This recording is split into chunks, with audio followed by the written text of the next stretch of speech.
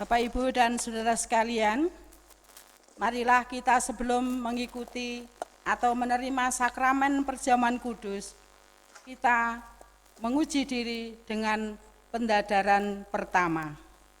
Masa Pentakosta 2021, tema berlomba untuk melayani. Rabu Pon 12 Mei 2021. Kita masuk dalam pembukaan. Kita dipanggil lagi dalam perjamuan kudus Eikumene tanggal 23 Mei 2021, di mana kita memperingati hari ulang tahun PGI yang lahir pada 25 Mei 1950 dalam sidang pertama Dewan Gereja-Gereja se-Indonesia. Kita diajak dalam penghayatan keesaan tubuh Kristus dalam perbedaan dogma, liturgi, organisasi untuk saling melengkapi, bukan untuk menjelekkan dan merasa sebagai gereja paling benar dan paling diberkati. Mari kita masuk pada saat teduh untuk mengawali pendadaran hari ini. Saat teduh kita mulai.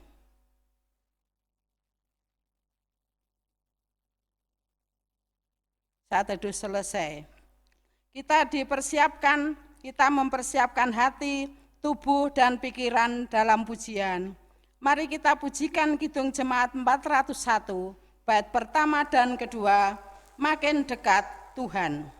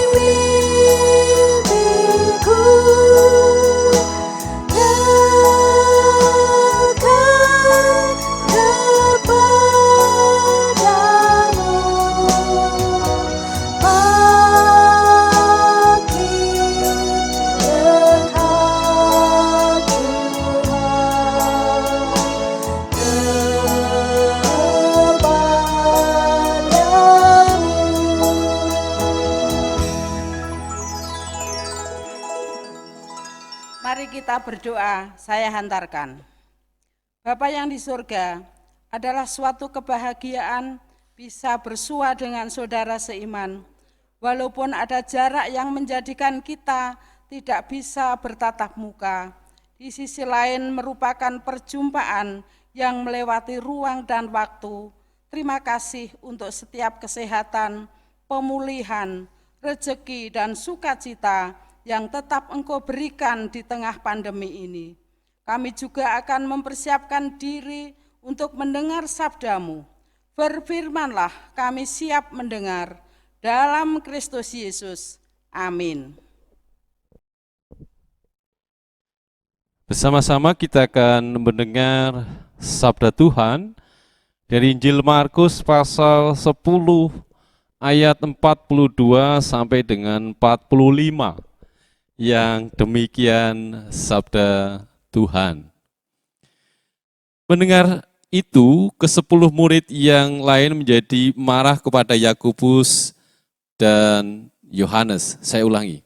Tetapi Yesus memanggil mereka lalu berkata, "Kamu tahu bahwa mereka yang disebut pemerintah bangsa-bangsa, memerintah rakyatnya dengan tangan besi, dan pembesar-pembesarnya menjalankan kuasanya dengan keras atas mereka.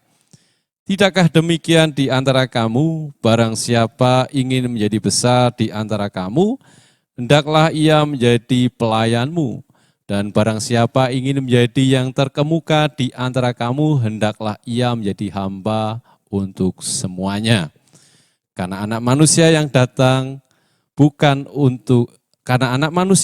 juga datang bukan untuk dilayani, melainkan untuk melayani dan untuk memberikan nyawanya menjadi tebusan bagi banyak orang."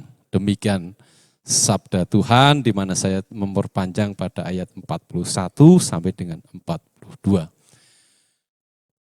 Bapak Ibu, saudara-saudara, dalam pendadaran yang pertama, kita akan belajar tentang berlomba untuk melayani.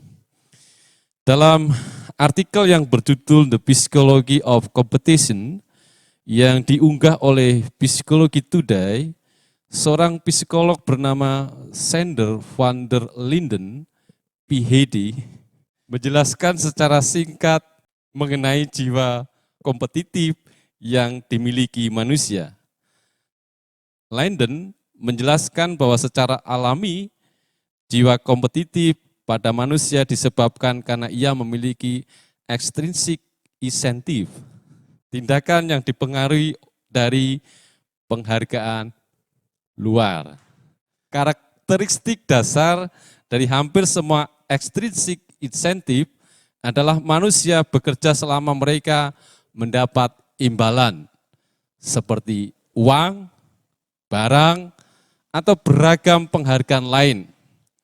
Sedangkan lawan dari sikap extrinsic incentive adalah intrinsic motivation. Intrinsic motivation adalah ketika manusia melakukan sesuatu berdasarkan motivasi dalam dirinya sendiri untuk melakukan hal yang benar, seperti berbuat baik tanpa mengharapkan imbalan. Sikap kompetitif tentu baik untuk perkembangan diri manusia. Akan tetapi tidak semua hal harus disikapi dengan jiwa kompetitif. Hal ini yang menjadi nasihat yang diajarkan oleh Yesus pada para muridnya. Pada saat itu Tuhan Yesus bersama dengan para muridnya sedang dalam perjalanan menuju Yerusalem. Pada saat itu orang banyak mengikuti Tuhan Yesus dan membuat para murid menjadi takut dan bisa juga menjadi kagum. Dalam kesempatan itu Tuhan Yesus mengingatkan mereka tentang penderitaan sekaligus pemberitahuan tentang kebangkitan Tuhan Yesus. Yohanes dan Yakobus yang mendengarkan Tuhan Yesus dan memahami keberadaan orang banyak yang mengikut Yesus, ingin mengamankan posisinya sebagai murid Kristus dengan memesan tempat di kemuliaan Tuhan Yesus. Hal ini menunjukkan jiwa kompetitif yang dimiliki oleh murid Yesus yang siap mengikut Yesus dan mengharap imbalan atas kesetiaan mereka. Memahami hal tersebut, Tuhan Yesus ingin mengubahnya dengan memunculkan intrinsic motivation di dalam hati para murid. Tuhan Yesus tidak memarahi atas jiwa kompetitif yang mereka miliki. Akan tetapi Tuhan Yesus menumbuhkan motivasi untuk melakukan hal yang baik. Mereka diajak berkompetisi untuk menjadi pelayan dan melayani satu sama lain. Sebab mereka ingin menjadi yang paling besar. Ingin menjadi terkemuka, maka mereka harus menjadi hamba. Hal tersebut berlawanan dengan karakter dasar extrinsic incentive. Tanpa menghilangkan jiwa kompetisi, Yesus mengisi di dalamnya dengan motivasi yang lebih benar. Bahkan Tuhan Yesus sendiri memberikan teladan dalam merendahkan diri, dalam keberadaan yang mulia. Teladan Yesus perlu diikuti para murid, termasuk kita pada saat ini. Tuhan Yesus tidak mengingkari jiwa kompetitif yang dimiliki oleh manusia, termasuk kita semua, termasuk saya dan Anda. Tetapi Tuhan Yesus ingin memberikan rumus baru dalam berkompetisi. Bukan bekerja untuk mendapatkan sesuatu, tetapi bekerja karena memang sudah memiliki sesuatu, sehingga kita dimampukan untuk melayani Tuhan.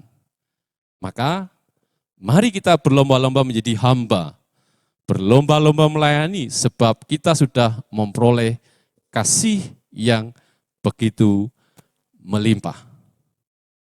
Amin. Tuhan memberkati kita. Kita masuk pada saat teduh.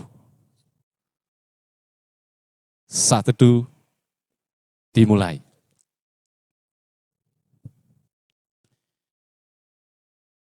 Saat teduh selesai.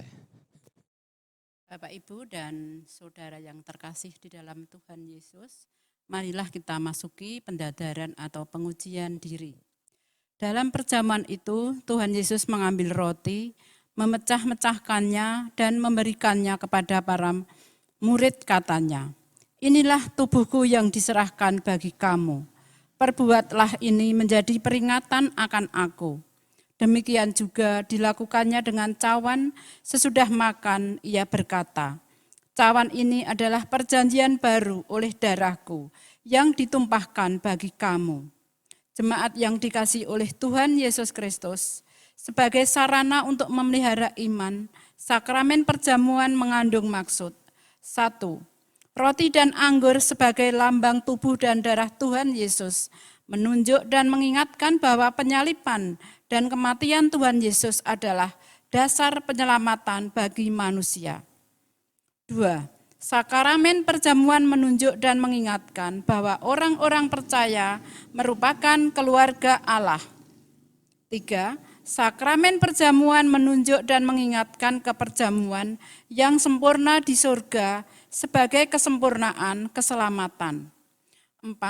Sakramen perjamuan menunjuk dan mengingatkan pemberitaan tentang kematian Tuhan Yesus sampai Ia datang.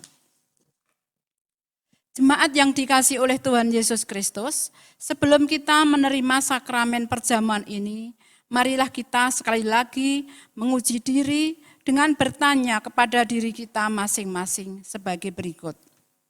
1. Apakah kita sungguh-sungguh menyadari dan mengakui bahwa kita berada dalam kondisi tidak selamat karena dosa dan dengan kekuatan serta usaha sendiri tidak mampu melepaskan diri dari kondisi tersebut sehingga membutuhkan juru selamat yang berkuasa melepaskannya. 2.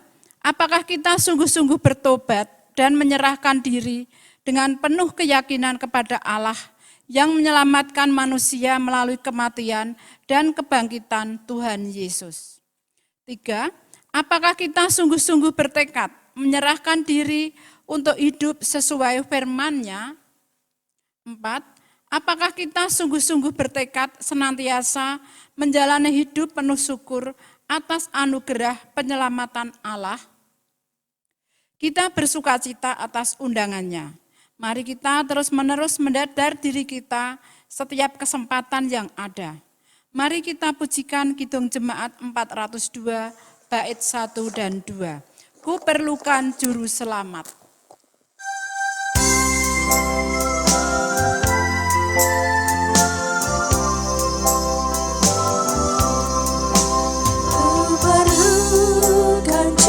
juru selamat, agar jangan ku sesat. Selalu harus ku rasakan bahwa Tuhanku datang, maka jiwaku tenang, takkan takut dan enggan, bila Tuhanku membimbing ku di malam pun tenang.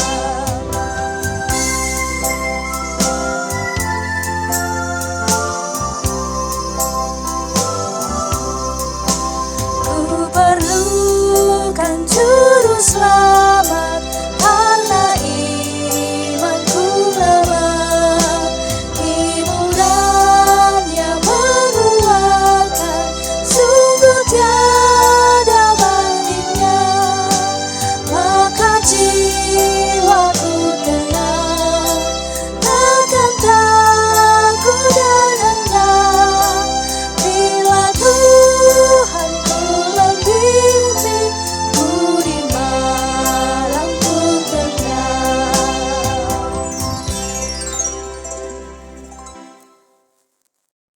Marilah pendadaran ini kita tutup dengan teruslah bersaing sebagai hamba yang terbaik di hadapan Tuhan.